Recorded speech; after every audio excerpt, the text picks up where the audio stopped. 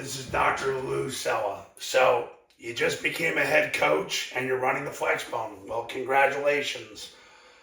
Uh, it is a thankless job you've just undertook.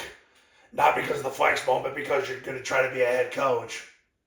And I just had this conversation with one of my clients. In 2024, if you're a head coach, expect to be undermined all the time.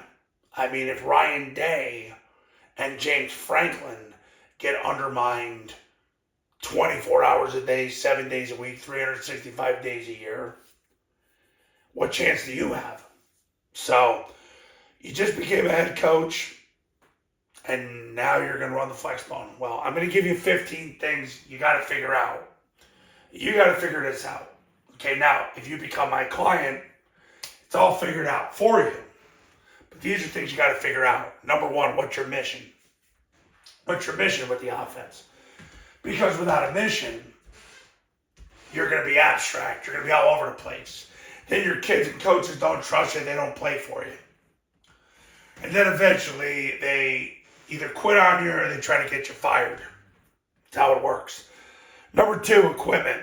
Because you're going to need certain things to make the offense work. Now, what I do and how I've trained my clients for the last 15 years is with very, very little equipment. Because you don't need a lot of equipment to do this the right way the first time, but you need a couple things. Nothing's going to break the bank. Number three, coaches. I will tell you this, and I have learned this in the last 15 years of working with clients, and I've worked with clients in 46 different states and 2 Canadian provinces. Most head coaches, you're going to do this thing on your own. Don't expect a lot from your coaches. I've said this to clients. If you get one guy that really, really helps you, you're in the top 25%. And if you get 2, don't leave the job you're at, because that's probably not going to happen twice. If you get a job and you have 2 very, very, very helpful coaches, stay there, because it doesn't get better. Number 4, you got to decide if you're going to huddle or not huddle. It matters. I would never recommend huddling in practice because it slows down your practice. And attention span is waning the second your kids are on the field. And your coaches too. Number 5, you got to decide what your cadence is. Number 6, you got to decide what your alignment is. Alignment, formations. You got to decide, does the concept tie to the formation or does the formation tie to the concept? It's a lot easier if it's the former than the latter. Number 7, you got to teach what the defensive numbering system is. You got to be consistent with that, because sometimes people use different systems. You got to have one holistic system. Number 8, you got to teach the zone dive.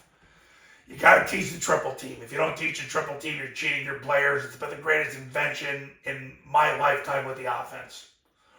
I mean, the midline, when I learned it in the 90s, was pretty cool.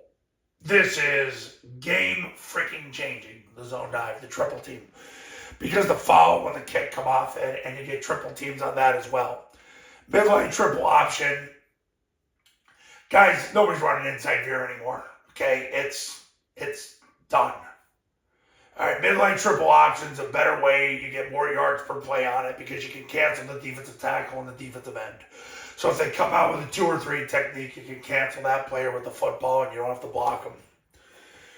Rocket toss, because you're going to get the ball on the perimeter when they blitz, or if they don't have anybody to scrape over the top. It works, and it's been consistent, and I've been teaching it to people since the 90s. The down, look, I don't think you need to run down. I don't even know how much you need to run kick. I'll be honest with you. I don't know if you need to run either of these 2 plays, but I do know this.